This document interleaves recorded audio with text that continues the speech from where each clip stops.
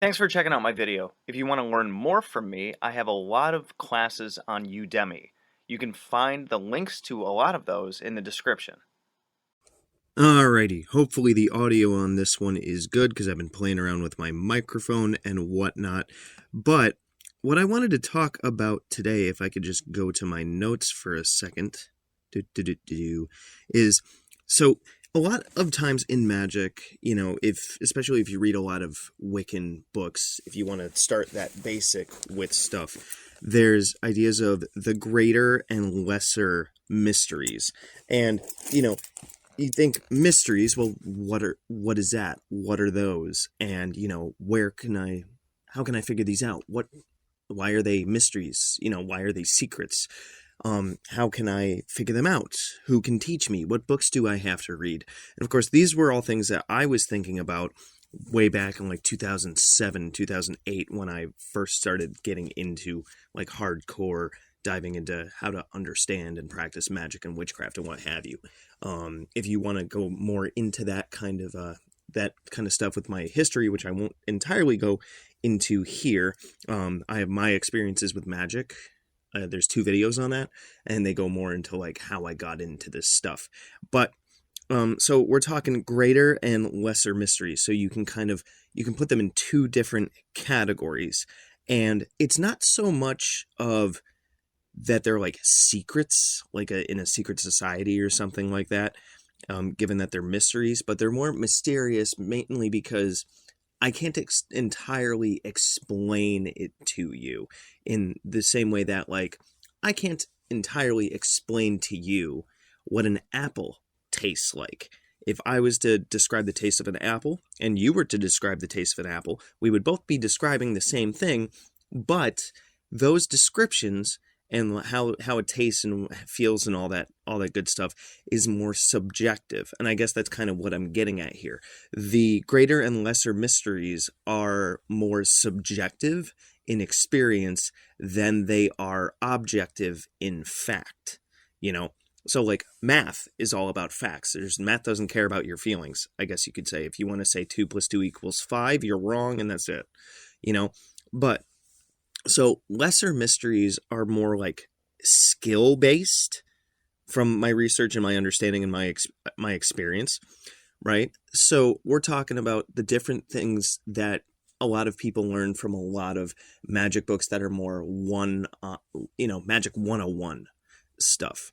Although my Magic 101 kind of goes more into the the way that things actually are experienced rather than what they are. If you want to check out Magical Theater, my book in the link tree on Amazon, or the Magic 101 class, Magic and Psychodrama, over on Udemy, which also you can find that in the link in my classes and on magic-af.com. But check the link in the description for that kind of stuff. Side note, I had a guy previously on one of my videos say, all this guy does is plug. I like to think that I give a lot of really good information, but I'm also saying that there are other sources of information other than just my voice that you can go to learn more and go deeper. That's why I have classes that are like 1.5 to 3.5 hours long. But anyway, I'm going to stop plugging because next thing you know, I'm going to get a comment from that guy. So, lesser mysteries is stuff like meditation and the how-tos of ritual. If you notice, every magical system with ritual structure, it's all arguably the same. You have the 4 directions that are associated with either different watchtowers, different angels, different elements, elementals, spirits, gods, Dingir, what have you. And, you're setting up of sacred space, you're invoking the different directions mayhap, you have invoking any deities, you have a statement of intent, you have raising energy, you have your sympathetic magic, or sigil work, or what have you, and then you have sending the energy off, and then the come down. I might have been missing a step or 2, but it's been a long morning. I've been up for about 4 hours at this point. It's almost 10 o'clock in the morning. And I tend to work nights, so I'm kind of running the candle on both ends here. But so we have ritual structure. Now, I could tell you step by step on how to do that, but it is also very similar to like cooking in the same way that I can tell you the directions on how to cook something, but to actually experience how to cook something like on the stove or in the oven, everybody kind of gets a little personal touch with those kinds of things. This is the way that you like to mix the ingredients. This is the way that you like to stir it, and da da da da da. Maybe you like to leave it in a couple minutes longer, a couple minutes shorter. Maybe you like to add a couple of extra spices. You personalize it. You make it your own. And then even tasting the food, the way I describe when I make stroganoff, is not going to be the same way that you describe how it tastes. I think you guys are picking up what I'm putting down here. So, even with meditation, I can tell you what it's like when you're meditating and you're trying to focus on your breathing or focus on a particular, train of thought, or focusing on an object or what have you, and then a stray thought comes in, then you got to learn how to bring your thoughts back to where you want them to be.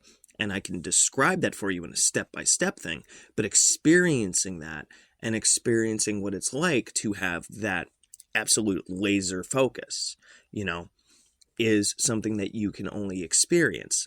You can teach somebody you can tell somebody how to drive with this is the gas pedal, this is the brake, here's the gear shift, da da da da da. That's the how-to, but when you start doing it, you get a feel for it, and that experience is what actually gets you to learn how to drive. That's why we don't just hand you a driver's manual and say, okay, you're good, get behind a car, and we trust you to not hit anything, right? So there's those kinds of things.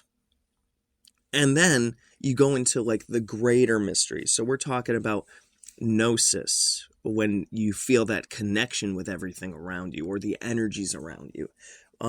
We're talking what it's like to evoke or invoke spirits, where I can tell you that you might feel some prickliness, maybe you get goose flesh, maybe the hair on your arm stands up on end, you feel like electricity in the air, you feel a stuffy feeling, all of those different kinds of things. I can tell you that, but you never really know what it's like until you actually experience that kind of thing. Even the way that energy moves around. I might tell you to visualize energy moving when you cast a circle, and you intend for it to go that way, but it's going to feel differently for everybody, especially based on your own proclivities and how sensitive you are to those things and whatnot.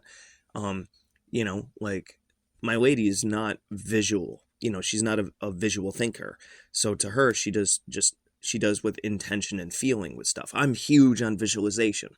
So the mystery there is how you actually execute the thing and how you feel about doing the thing and what it feels like to you.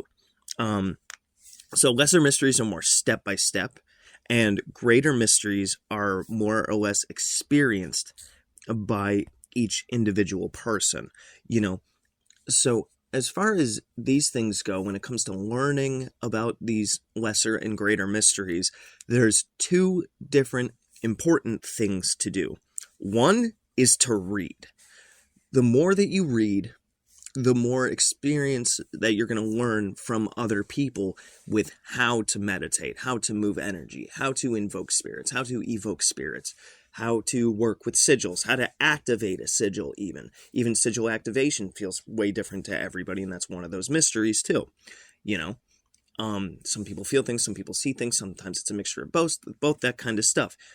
If you have any experience like these kinds of things, definitely let me know down in the comments, because, this isn't just me talking to you. I love this being more of a conversation. So definitely drop a comment if you have any questions, comments, complaints, concerns, issues on any of the things that I'm saying here. But one, read. Because the more that you read the experiences of other people, the more knowledge you're going to get. And, you're priming your brain to understand that this is how you go about with a ritual structure, like how I write in magical theater, or these are the different rules of the road with magic, like what I write about in magical mechanics, or a lot of Christopher Penkzak, Silver Ravenwolf, Scott Cunningham, Frater UD, all of those authors and more, Constantinos, for example, and even Craig with Modern Magic. If you haven't read that, buy it right now. Seriously. all of them are going to give you their input on these lesser and greater mysteries. And then, that's great, be a bookworm, fine. No, you need to do more than that. You actually have to put it into practice.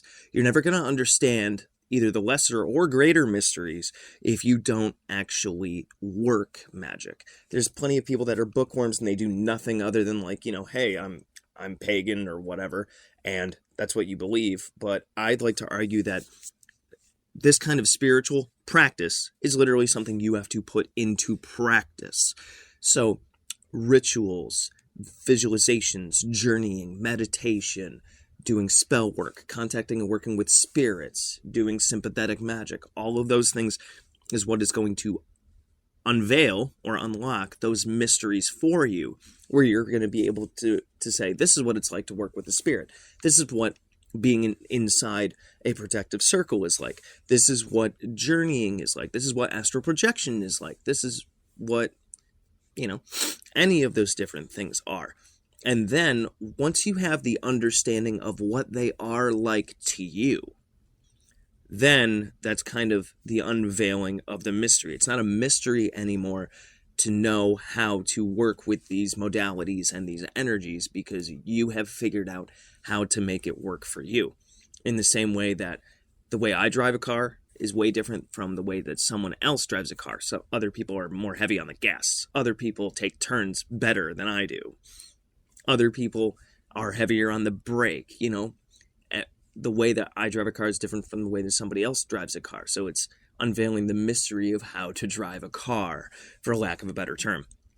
So, anyways, read a ton and practice, and these mysteries, and more than what I've talked about, will definitely reveal themselves to you over time. All right, so I've kept you guys for a little bit of time here. It's about 12 minutes-ish from my little recorder.